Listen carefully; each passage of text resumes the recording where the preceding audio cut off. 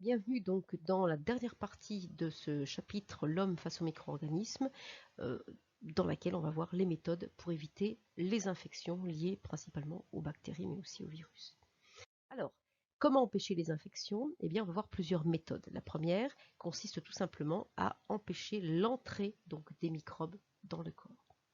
Alors, une méthode très classique, hein, curative, c'est-à-dire qui soigne, c'est l'antisepsie.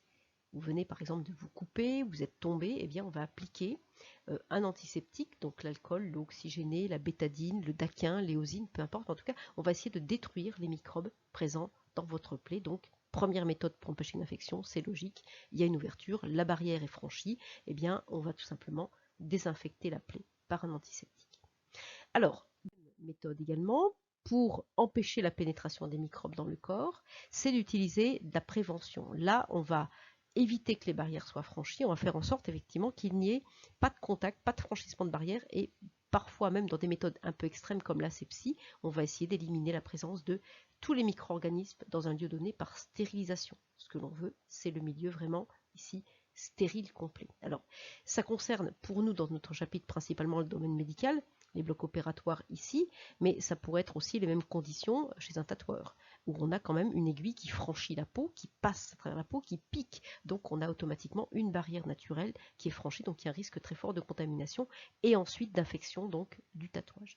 Donc on essaye par différentes méthodes de stérilisation de rendre ce milieu complètement donc dénué de tout microbe. Alors attention, ce n'est pas réservé que au domaine médical, regardez ici, ça concerne aussi la sécurité alimentaire. Vous avez là l'usine Donat de Chalon-sur-Saône où on évite de contaminer effectivement les aliments. Donc le matériel, ce que portent en fait les personnes qui travaillent à l'usine Donat ressemble beaucoup à ce que portent les chirurgiens. Donc on crée des conditions les plus stériles possibles. Et là, même chose pour une usine japonaise de fabrication de microprocesseurs, on veut également, on a une tenue identique à celle des chirurgiens, on cherche effectivement l'asepsie totale dans ces cas-là. Donc on peut limiter la pénétration des microbes par des méthodes préventives, on stérilise un lieu.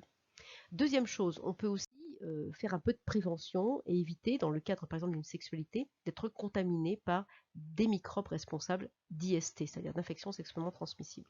Il y a de toute façon un seul et unique pour l'instant objet capable de vous prévenir à 100% contre n'importe quel germe responsable d'IST, c'est le préservatif. Voilà, donc on en reparlera quand on fera le thème sur avoir une sexualité responsable.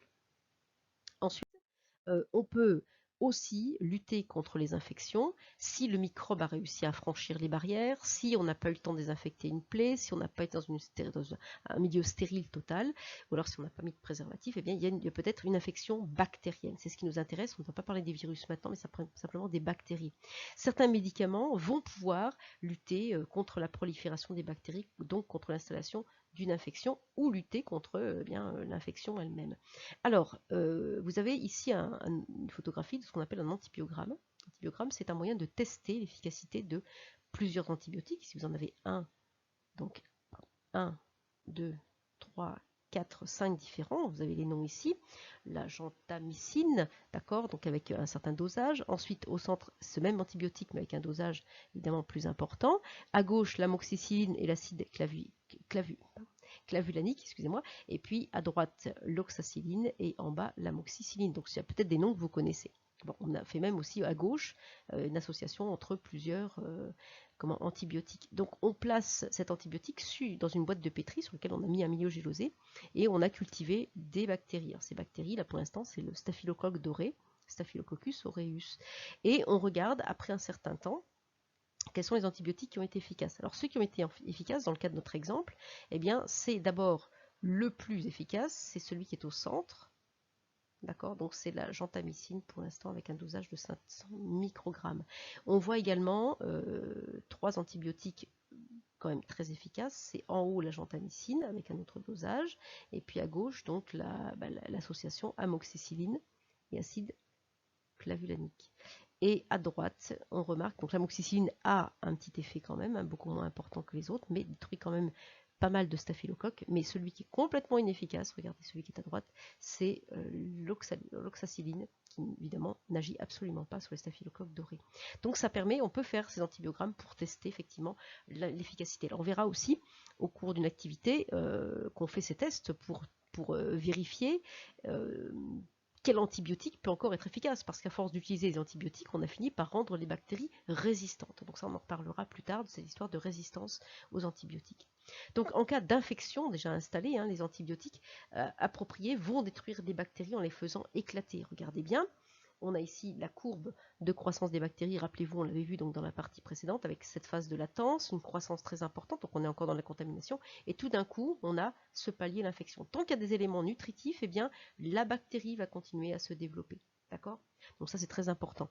Là, c'est le développement classique, rappelez-vous, la phase de latence, la croissance bactérienne, on est encore dans la contamination, la phase de contamination, et là, effectivement, à partir de là, on est dans la phase d'infection, liées à la bactérie. Et tant qu'il y a des éléments nutritifs, eh bien, les bactéries vont être présentes et vont se développer.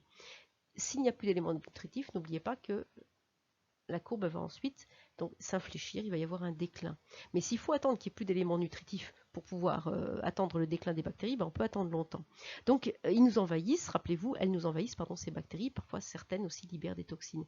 Donc regardez bien, si on administre un antibiotique assez rapidement, eh bien on voit que le nombre de bactéries descend aussi assez rapidement, avec une efficacité très importante, à condition qu'on a bien testé le fait que cet antibiotique est efficace sur une bactérie donnée. Alors on n'oublie pas que comme c'est un agent qui va agir sur la membrane cellulaire, d'accord, sur la membrane plasmique, c'est évident qu'il n'y a aucun effet sur les virus, qui sont des parasites intracellulaires. Donc ça n'agit vraiment que sur des cellules vivantes, c'est-à-dire sur les bactéries. Antibiotiques, bactéries. Antibiotique, bio, qui est vivant. Le virus, pour l'instant, n'a pas ni cytoplasme, ni membrane plasmique, ni noyau, même s'il en avait un, à la limite, comme une bactérie, donc pas de noyau non plus, mais dans tous les cas, c'est pas une cellule vivante, c'est juste une capsule avec un matériel génétique qui a justement besoin d'une cellule pour se multiplier. Donc virus, c'est pas la peine de prendre des antibiotiques.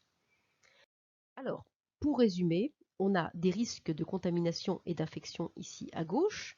Donc on a dans l'environnement beaucoup de micro-organismes, dont certains pathogènes et non pathogènes, et dans tous les cas ils sont quand même présents. Virus et bactéries, c'est ceux qui nous intéressent. Ils peuvent se transmettre donc par des voies de contamination, donc par l'eau, par l'air, par les objets, par le sang, etc. etc. Donc la contamination va correspondre au franchissement des barrières naturelles. D'accord? Donc on va être non seulement franchir, mais envahir un tout petit peu. Rappelez-vous, c'est le début de croissance, mais tant qu'ils ne sont pas installés, tant qu'il n'y a pas une multiplication qui maintient le nombre de bactéries, on n'est pas dans l'infection. L'infection va s'installer lorsqu'on a vraiment une multiplication très importante des microbes dans le corps et un envahissement très très très important qui amène à des symptômes. C'est comme ça qu'on se rend compte qu'on est infecté par ces bactéries ou par ces virus, c'est qu'on va avoir des symptômes. D'accord? La fièvre, la toux, etc. etc. Alors, si vraiment on est cette fois non plus simplement que contaminé, mais qu'on est passé au stade de l'infection, eh bien on va avoir les bactéries qui vont se multiplier dans les liquides du corps et les virus à l'intérieur, donc des cellules hôtes. Pour limiter ces risques de contamination et d'infection, on a une méthode très efficace pour éviter toute contamination, c'est l'asepsie. Voilà, pas de microbes, on crée un milieu stérile. S'il y a eu une contamination, on peut agir avec un antiseptique, donc pour détruire les micro-organismes dans les plaies par exemple. Et puis si vraiment on a un début d'infection, c'est-à-dire qu'on est vraiment malade, les microbes se sont installés, eh bien on a pour les virus juste à prendre des médicaments pour éviter des symptômes.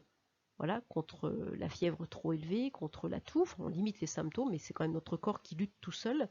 Et puis, on n'a pas de médicaments particuliers en dehors de lutter contre les symptômes. Pour l'instant, on y reviendra plus tard. Et puis, par contre, pour contrôler les bactéries, on a effectivement ces antibiotiques qui permettent d'éliminer de façon extrêmement précise certaines familles de bactéries. Bon. Voilà pour ce cours sur la façon dont on peut limiter les infections. Je vous invite à laisser donc des commentaires et des remarques dans Pronote si vous n'avez pas compris. Donc n'oubliez pas que ce cours-là est aussi à apprendre. Révisez votre cours régulièrement. On est dans des conditions particulières de confinement, mais ça n'empêche que vous devez garder quand même en tête que vous êtes toujours des élèves. Merci beaucoup en tout cas d'avoir écouté cette vidéo et puis n'hésitez pas à me dire s'il y a des choses que vous n'avez pas comprises. Merci.